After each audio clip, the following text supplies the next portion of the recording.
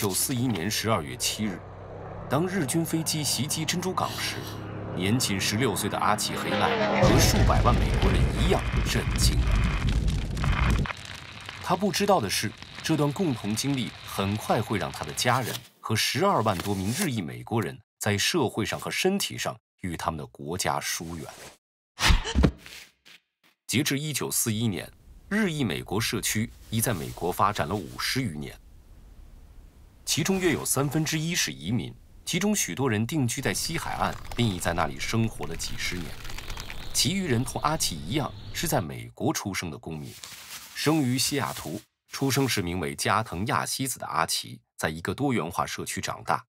他压根儿没想过自己不是美国人，直到袭击发生的第2天，老师告诉他说：“你们的人轰炸了珍珠港。”由于种族主义、怀疑和对破坏活动的恐惧，日裔美国人被称为潜在的叛徒。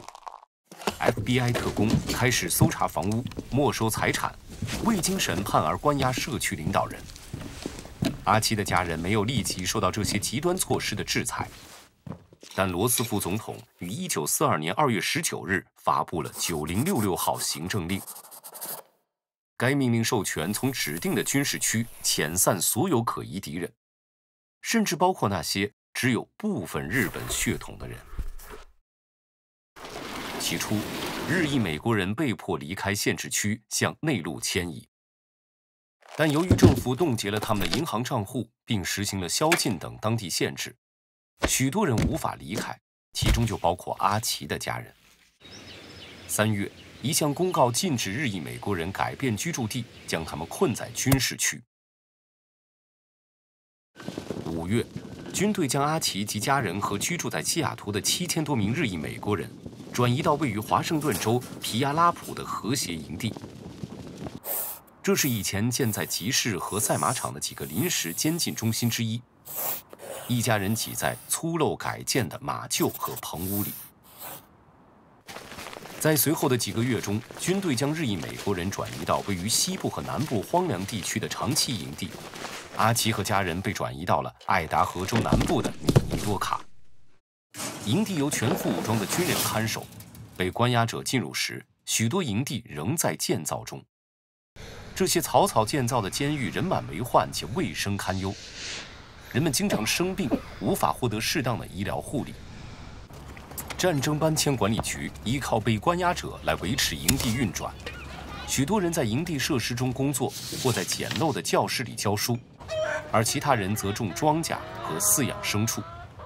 一些日裔美国人进行反抗，组织了罢工甚至暴乱，但很多人像阿奇父母一样选择了忍受。他们不断寻求重建像原来在营地外的生活，但残酷的现实却规避不了。像许多年轻的被关押者一样，阿奇决心离开拘留营。他在米尼多卡读完了高中最后1年，在一个反种族主义的贵格会组织帮助下，他得以就读于堪萨斯州的教友大学。但对于阿奇家人而言，到1944年下半年，境况才开始改变。一个具有里程碑意义的最高法院的案件裁定，未经指控继续关押美国公民是违宪的。1945年秋天，2战结束，营地关闭，剩下的被关押者只获得了25美元和一张前往战前住址的火车票，但许多人已失去原来的工作或无家可回。阿奇的家人得以保留自己的公寓。阿奇大学毕业后终于回到了西雅图。但是，战后的偏见使得被关押者很难找工作，他们还要遭受来自那些取代他们的工人和租户的歧视和白眼。幸运的是，并非只有日裔美国人在与种族歧视做斗争。阿奇在西雅图最早的跨种族工会之一找到了工作，并加入了争取种族平等大会。他成为一名老师，在接下来的几十年中，他对多元文化和具有社会意识教育的倡导影响了成千上万的学生。但许多前被关押者，特别是第1代移民老人，在战后无法重建生活。被关押者的子女们发起了一项运动，呼吁美国为这一历史性的不公正行为予以补偿。1988年，美国政府为战时监禁而公开道歉，承认这是种族主义，歇斯底里和政治领导失败的灾难性结果。官方道歉3年后，阿齐黑赖荣获联合国西雅图分会颁发的人权奖，以表彰他对和平与尊重不同背景的人的远见。